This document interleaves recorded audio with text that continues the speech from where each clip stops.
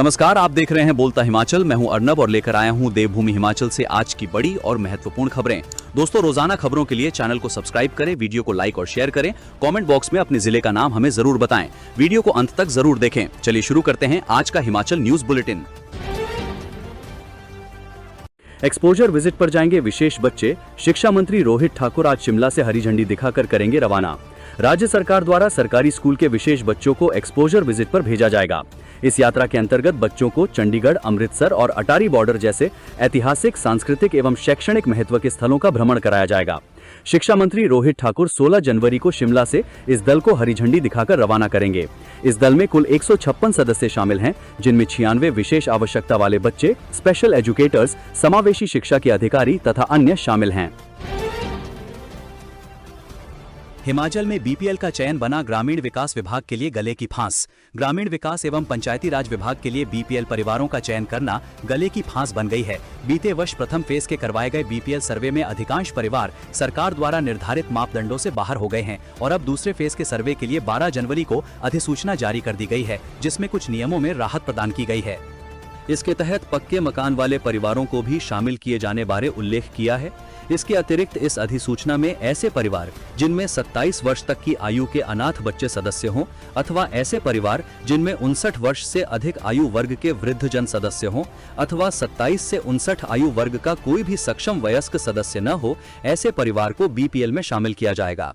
इसी प्रकार जिन परिवारों में महिला मुखिया हों तथा जिनमें 27 से 59 वर्ष की आयु के मध्य कोई सक्षम पुरुष सदस्य न हो, अर्थात जिनमें विधवा, अविवाहिता, तलाकशुदा व परित्यक्ता महिलाएं सम्मिलित हों। बुद्धिजीवियों का मानना है कि प्रथम फेज में सर्वे बिल्कुल सही हुआ है। अधिकांश परिवारों के पास पक्के मकान, सभी सुख सुविधाएं, दोपहिया और चौपहिया वाहन रखे हुए हैं। केवल कुछ परिवार ऐसे हैं जिनके पास कच्चे मकान हैं अथवा सरकारी स्कीम से बने हुए पक्के मकान हैं। इससे पहले बीपीएल के चयन में काफी धांधलियां हुई हैं। साधन संपन्न परिवारों ने संयुक्त परिवार को राशन कार्ड में पृथक दिखाकर बीपीएल के लाभ लिए हैं।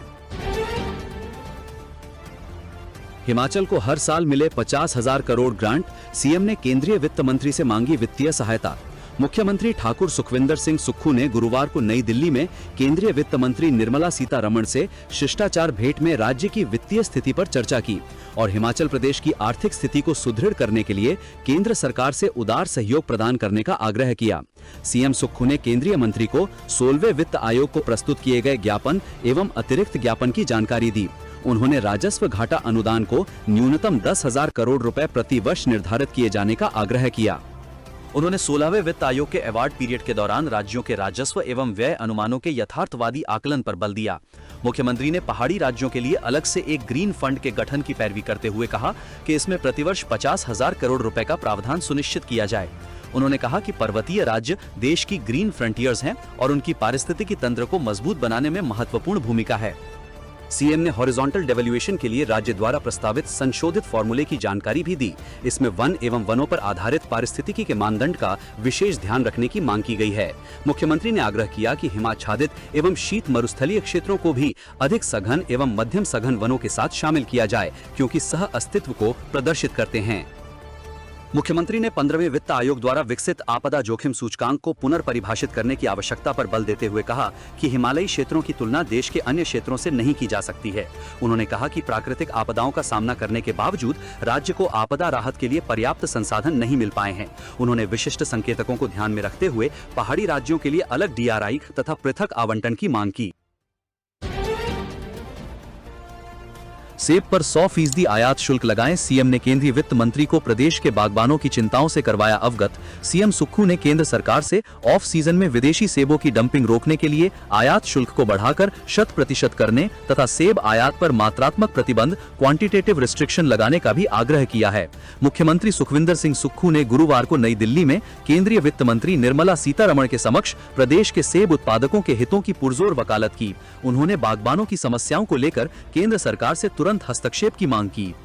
उन्होंने विदेशी सेबों के बढ़ते आयात से राज्य के सेब उत्पादकों को हो रही भारी क्षति से केंद्रीय वित्त मंत्री को अवगत करवाया। मुख्यमंत्री ने लगभग 2.5 लाख सेब उत्पादकों के हितों को सर्वोपरि रखते हुए सेब को विशेष श्रेणी में शामिल करने की मांग की, ताकि प्रदेश के किसानों को अंतर्राष्ट्रीय प्रतिस्पर्धा से संरक्षण मिल सके। उन्होंने हिमाचल में सेब उत्पादन के जुलाई से नवंबर तक की अवधि के दौरान सेब आयात पर पूर्ण प्रतिबंध लगाने का आग्रह किया। मुख्यमंत्री ने केंद्रीय मंत्री को बताया कि प्रदेश के बागबानों का एक प्रतिनिधि मंडल गत मंगलवार को उनसे मिला तथा न्यूजीलैंड के सेब पर आयात शुल्क को घटाने से प्रदेश के सेब उत्पादकों को हो रहे नुकसान के संबंध में चिंता व्यक्त की। मुख्यमंत्री ने कहा कि सेब राज्य के रूप में प्रसिद्ध हिमाचल प्रदेश में सेब उत्पादन से हर वर्ष लगभग 4,500 करोड़ रुपए की आय होती है, जो राज्य के कुल फल उत्पादन का करीब 80% है। उन्होंने कहा कि सेब उत्पादन से 2.5 लाख परिवारों की आजीविका जुड़ी हुई है और इससे लगभग 10 लाख मानव दिवस सृजित होते हैं।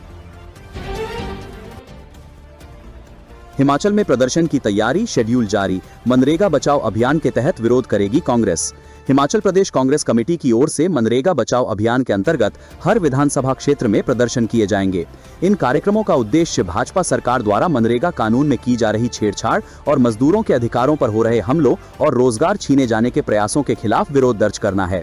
हिमाचल प्रदेश कांग्रेस कमेटी की ओर से जारी शेड्यूल के मुताबिक जिला कांगड़ा के तहत बैजनाथ व पालमपुर विधानसभा क्षेत्र में 16 जनवरी, धर्मशाला विधानसभा क्षेत्र में 17 जनवरी, कांगड़ा व नगरोटा में 24 जनवरी, शाहपुर में 19 जनवरी, जवाली व नूरपुर विधानसभा क्षेत्र में 20 जनवरी, फतेहपुर में 21, देहरा में 22, इंदौरा में 21 व जसवा परागपुर विधानसभा क्षेत्र में 23 जनवरी को प्रदर्शन किया जाएगा। इसके साथ ही चंबा के चौराहा में 16 जनवरी, चंबा में 26, भरमौर में 20, भटियात में 22 जनवरी व डलहौजी विधानसभा क्षेत्र में 24 जनवरी को विरोध प्रदर्शन का कार्यक्रम रखा गया है। हमीरपुर जिला के तहत सुजानपुर विधानसभा क्षेत्र में 17 जनवरी, हमीरपुर में 20 जनवरी, बड़सर में 16 जनवरी, भोरंज में 21 जनवरी व नादौन में 19 जनवरी को प्रदर्शन किया जाएगा। बिलासपुर जिला के तहत घुमारवी विधानसभा क्षेत्र में 19 जनवरी, बिलासपुर में 20 जनवरी, झंडूता में 22 जनवरी व श्री नैना देवी में 24 जनवरी को कार्यक्रम रखा गया है। माघी त्योहार की खुशियां मातम में बदली। नौहराधार में दूसरी दर्दनाक घटना ने झकझोरा। सिरमौर गिरिपार में पसरा सन्नाटा। सिरमौर के लोग अभी हरिपुर धार का बस हादसा नहीं भूले कि गत बुधवार फिर 6 लोगों को काली रात ने काल का ग्रास बना दिया।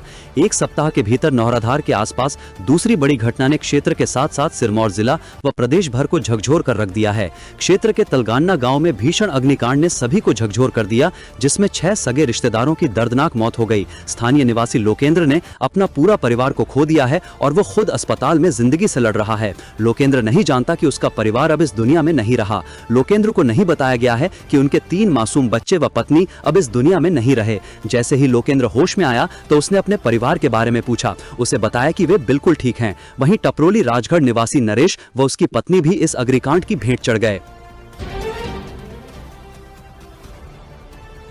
प्रदेश के 25 दवा उद्योगों में उत्पादन ठप। मानक पूरे न करने वाले कारखानों पर कसा जा रहा शिकंजा। संशोधित शेड्यूल एम को लेकर केंद्र सरकार के सख्त रुख का असर अब साफ दिखाई देने लगा है। प्रदेश में संशोधित शेड्यूल एम की जद में आई 25 फार्मास्यूटिकल इकाइयों में उत्पादन ठप हो चुका है, जबकि 80 से अधिक इकाइयों को कारण बताओ नोटिस जारी किए गए हैं। राज्य में अब तक 90 दवा निर्माण इकाइयों का निरीक्षण किया जा चुका है, जिनमें से सिर्फ 10 इकाइयां ही संशोधित शेड्यूल एम के सभी मानकों पर पूरी तरह खरी उतरी हैं। औषधि नियंत्रण विभाग ने नवंबर 2025 से उन करीब 370 इकाइयों का सघन निरीक्षण अभियान शुरू किया था, जिन्होंने निर्धारित समय सीमा के भीतर अपने संयंत्रों के अपग्रेडेशन के लिए आवेदन नहीं किया था। बताया जा रहा है कि अब तक बंद की गई 25 इकाइयों में से 5 ने स्वेच्छा से अपने निर्माण लाइसेंस सरेंडर कर दिए हैं, जबकि 3 इकाइयों ने संभावित कड़ी कार्रवाई के डर से स्वयं ही उत्पादन रोक दिया। पेट्रोल डीजल टैक्सियों को ई टैक्सी में बदलने पर मिलेगी छूट। हिमाचल सरकार देगी सब्सिडी।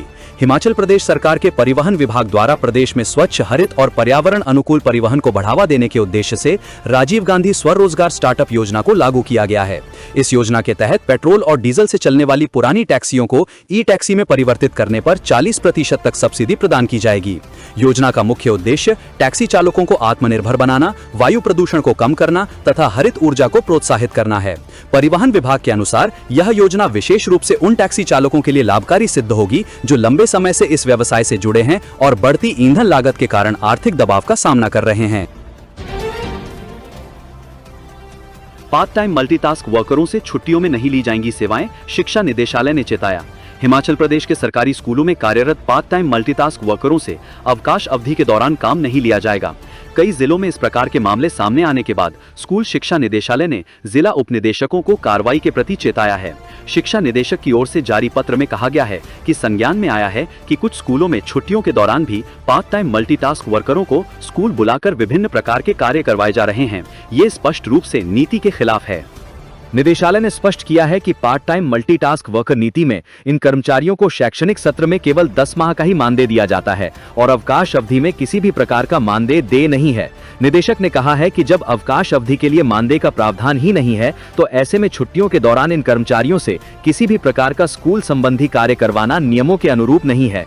ये न केवल नीति का उल्लंघन है बल्कि श्रमिकों के साथ अन्याय भी है। निदेशक स्कूल शिक्षा ने सभी उपनिदेशकों को निर्देश दिए हैं कि वे अपने अपने क्षेत्राधिकार में आने वाले सभी स्कूलों को इस संबंध में तत्काल अवगत करवाएं और ये सुनिश्चित करें कि किसी भी पार्ट टाइम मल्टीटास्क वर्कर को छुट्टियों के दौरान स्कूल आने या कार्य करने के लिए ना तो कहा जाए और न ही बाध्य किया जाए। इन निर्देशों की अवहेलना होने की स्थिति में संबंधित स्कूल प्रबंधन और अधिकारियों की जिम्मेदारी तय करने की चेतावनी भी दी गई है।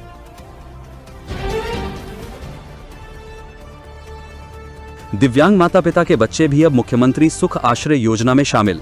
मुख्यमंत्री सुख आश्रय योजना में संशोधन किया गया है। इसके तहत योजना में अब दिव्यांग माता पिता के बच्चे भी शामिल होंगे। ऐसे माता पिता दोनों या केवल एक जीवित माता पिता, जैसा भी मामला हो, जिनकी स्थायी दिव्यांगता 70% या उससे अधिक हैं और जो 0 से 27 वर्ष की आयु वर्ग में अपने बच्चों की देखभाल करने में सक्षम नहीं हैं, उनके बच्चों को भी सुख आश्रय योजना का लाभ मिलेगा। इसके अलावा ऐसे बच्चे जो त्यागे हुए हैं, जिनके एक माता पिता की मृत्यु हो गई हो और दूसरे माता पिता ने बच्चे को उसके हाल पर छोड़ दिया है, ऐसे बच्चे भी योजना में शामिल होंगे। बाल कल्याण समिति द्वारा उचित जांच के बाद परित्यक्त घोषित करने के बाद उक्त बच्चे योजना का लाभ उठा पाएंगे। सभी अनाथ, परित्यक्त, एकल नारी और दिव्यांग माता पिता के बच्चे जिनकी पारिवारिक आय सभी स्रोतों से प्रति वर्ष 5 लाख रुपए से अधिक नहीं है और जो सरकारी नौकरी में नहीं है, इस योजना के तहत लाभ प्राप्त करने के पात्र होंगे। एचपीयू ने स्नातक कोर्सेज की परीक्षाओं के परिणाम किए घोषित।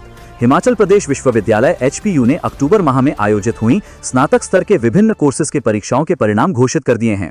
इसके तहत बीएससी वार्षिक तृतीय वर्ष रेगुलर बैच का परीक्षा परिणाम 91.30% रहा, जबकि बीकॉम वार्षिक तृतीय वर्ष जनवरी बैच का परिणाम 80%, बीकॉम तृतीय वर्ष रेगुलर बैच का परीक्षा परिणाम 97.96%, बीए तृतीय वर्ष जनवरी बैच का परिणाम 94.05%, बीए तृतीय वर्ष रेगुलर बैच का परिणाम 96.05% रहा।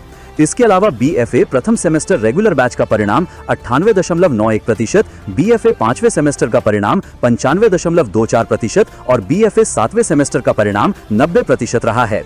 विश्वविद्यालय के परीक्षा नियंत्रक ने बताया कि वीरवार को विश्वविद्यालय ने परिणाम घोषित कर विद्यार्थियों की लॉगिन आईडी पर अपलोड कर दिए हैं। हिमाचल में डाक सेवकों की होगी भर्ती अधिसूचना जारी, ऑनलाइन होगी पूरी प्रक्रिया।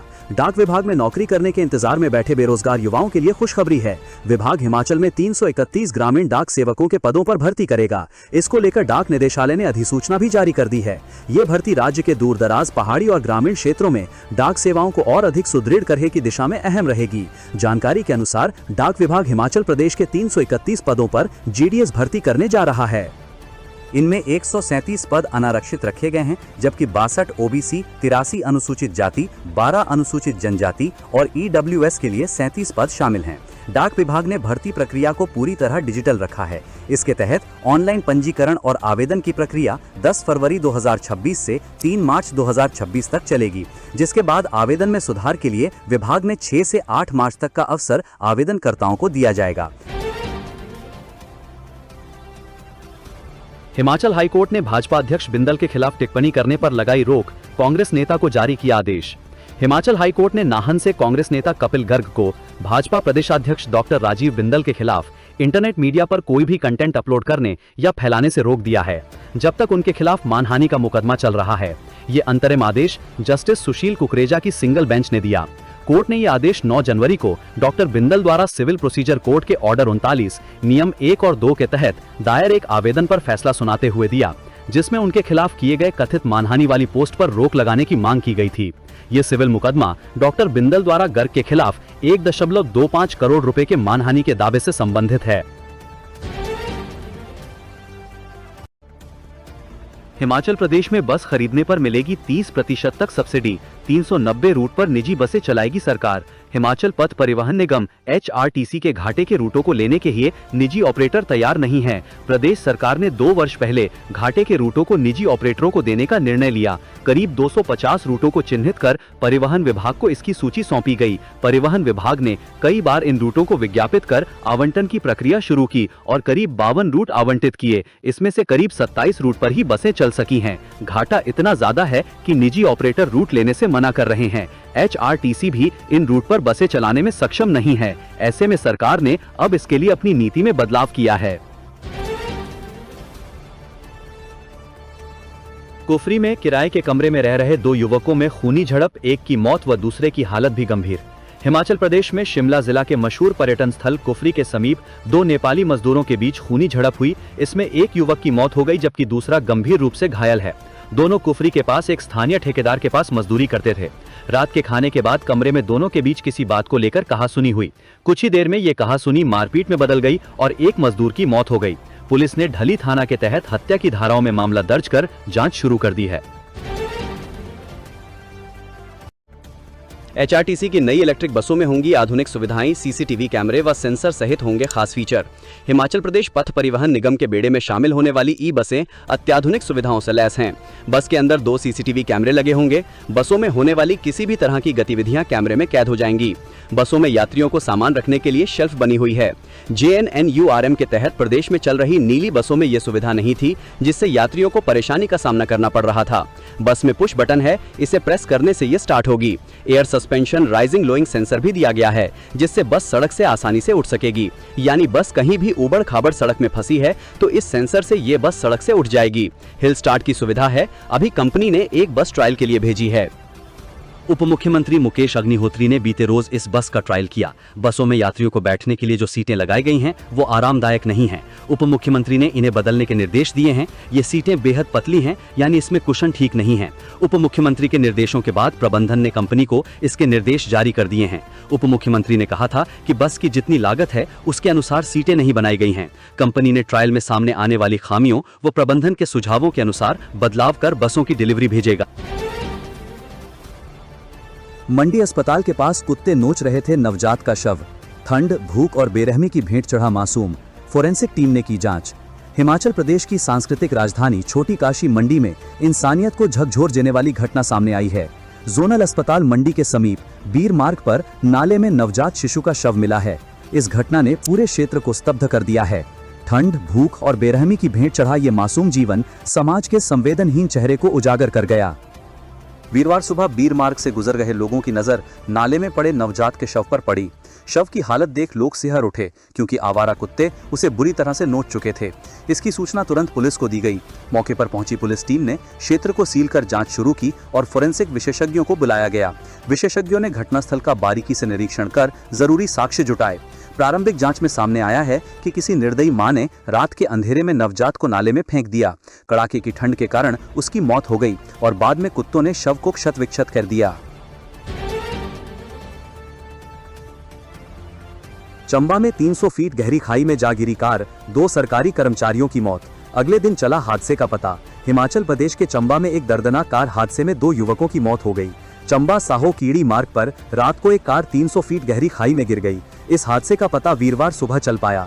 23 वर्षीय राहुल कुमार पुत्र जोगेंद्र कुमार निवासी गांव टप्पर ग्राम पंचायत साहो और 28 वर्षीय सुनील भट्ट पुत्र ईश्वरी प्रसाद भट्ट गांव देहरा चंबा का निवासी था। राहुल कुमार जल शक्ति विभाग में कार्यरत था, जबकि सुनील भट्ट विद्युत विभाग में सेवारत था। दोनों युवक बुधवार देर रात घर जा रहे थे, लेकिन घर से करीब 4 किलोमीटर की दूरी पर गाड़ी दुर्घटनाग्रस्त हो गई।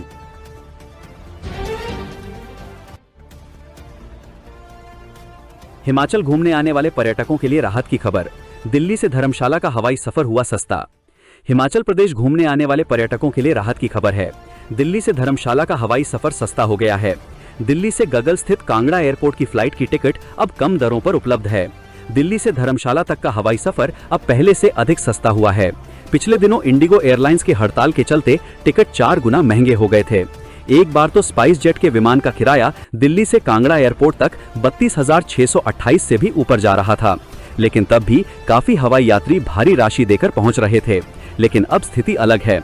अब धर्मशाला से दिल्ली या दिल्ली से धर्मशाला का किराया मात्र 4000 से लेकर 4257 रुपए तक चल रहा है। इंडिगो के साथ स्पाइस जेट विमान कंपनी का भी इन दिनों यही किराया चल रहा है। लोक निर्माण मंत्री विक्रमादित्य सिंह बोले, शासक बनने का प्रयास न करे अफसरशाही, सुरक्षा की जरूरत नहीं। लोक निर्माण मंत्री विक्रमादित्य सिंह की अफसरों को लेकर की गई टिप्पणी पर सियासी घमासान थमने का नाम नहीं ले रहा है। आईएएस और आईपीएस एसोसिएशन की ओर से दिए गए बयान के बाद विक्रमादित्य सिंह ने कहा कि अफसरशाही शासक बनने का प्रयास न करे। अगर ऐसा होता है तो वो जनता के हित में सवाल उठाने में पीछे नहीं हटेंगे। हिमाचल के लोग इतने कमजोर नहीं कि उन्हें सिक्योरिटी की आवश्यकता होगी। मुझे सिक्योरिटी की जरूरत नहीं है, मैं बिना पुलिस की सुरक्षा के रह सकता हूं। जो विड्रॉ करना चाहता है वो कर सकता है। मेरे साथ प्रदेश की जनता का समर्थन है, यही मेरी सबसे बड़ी सिक्योरिटी है। मेरी जवाबदेही हिमाचल की जनता के प्रति है। मेरे पास पहले भी कोई आईपीएस अधिकारी नहीं थे। मंत्री ने अनिरुद्ध सिंह के अधिकारियों को लेकर दिए गए बयान और उससे जुड़े विवाद पर प्रतिक्रिया देते हुए कहा कि मैं उम्र में छोटा हूं, इसलिए किसी को लेकर विवाद नहीं करना चाहता। उन्होंने साफ किया कि वो टकराव की राजनीति में विश्वास नहीं रखते, लेकिन प्रदेश की जनता के हितों से किसी भी कीमत पर समझौता नहीं करेंगे। भुंतर के निजी होटल में दबिश, 2 युवकों से पकड़ा 104 ग्राम चिट्टा। छानबीन में जुटी पुलिस। चिट्टा तस्करों के खिलाफ पुलिस एक्शन मोड में है। भुंतर में कुल्लू पुलिस ने चिट्टा की बड़ी खेप पकड़ी है। पुलिस ने एक निजी होटल में दबिश देकर 2 युवकों को 104 ग्राम चिट्टे के साथ गिरफ्तार किया है। एक आरोपी कुल्लू, दूसरा पंजाब का रहने वाला है। बहरहाल आरोपियों के खिलाफ एनडीपीएस एक्ट के तहत प्राथमिकी दर्ज कर पुलिस छानबीन में जुट गई है। हिमाचल में मौसम ने बदली करवट, शिंकुला व मनाली की पहाड़ियों पर गिरे बर्फ के फाहे। आज से बारिश व हिमपात की संभावना। हिमाचल प्रदेश में मौसम ने करवट बदल ली है। दिन भर धूप खिली रहने के बाद वीरवार शाम को मौसम ने करवट बदली। बादल छाते ही देर शाम शिंकुला दर्रे सहित लाहुल व मनाली की ऊंची चोटियों में बर्फ के फाहे गिरे। बादल छाने से लाहुल सहित मनाली घाटी में हिमपात की उम्मीद जगी है। लंबे अरसे से हिमपात न होने के कारण पर्यटकों सहित किसान बागवान परेशान हैं। बर्फ न पड़ने से पर्यटक सर्दियों के मौसम में भी बर्फ के दीदार को तरस गए हैं। मौसम विशेषज्ञों ने हिमाचल प्रदेश में शुक्रवार से बारिश व बर्फबारी की संभावना जताई गई है। मौसम विभाग ने 16 से 20 जनवरी तक वर्षा और हिमपात का अनुमान जताया है। पश्चिमी विक्षोभ के सक्रिय होने से खास तौर पर उच्च पर्वतीय और जनजातीय इलाकों में हिमपात हो सकता है, जबकि मध्य व निचले पर्वतीय क्षेत्रों में हल्की से मध्यम वर्षा होने के आसार हैं। वाहन चालक नरेंद्र व पलजौर ने बताया कि दिन को शिंकुला दर्रे में धूप खिली रही, जबकि शाम को हल्का हिमपात हुआ। मनाली के पर्यटन कारोबारी रमेश, बलविंदर व रवि व्यास ने बताया कि जनवरी में पर्यटन कारोबार बेहतर चल रहा है। उन्होंने बताया कि हिमपात होने की सूरत में पर्यटन कारोबार अधिक गति पकड़ेगा। दोस्तों, ये वीडियो आपको कैसी लगी कमेंट बॉक्स में कमेंट करके जरूर बताएं और अन्य खबरों के लिए हमारे चैनल बोलता हिमाचल को अभी सब्सक्राइब करें। वीडियो को लाइक शेयर करना ना भूलें।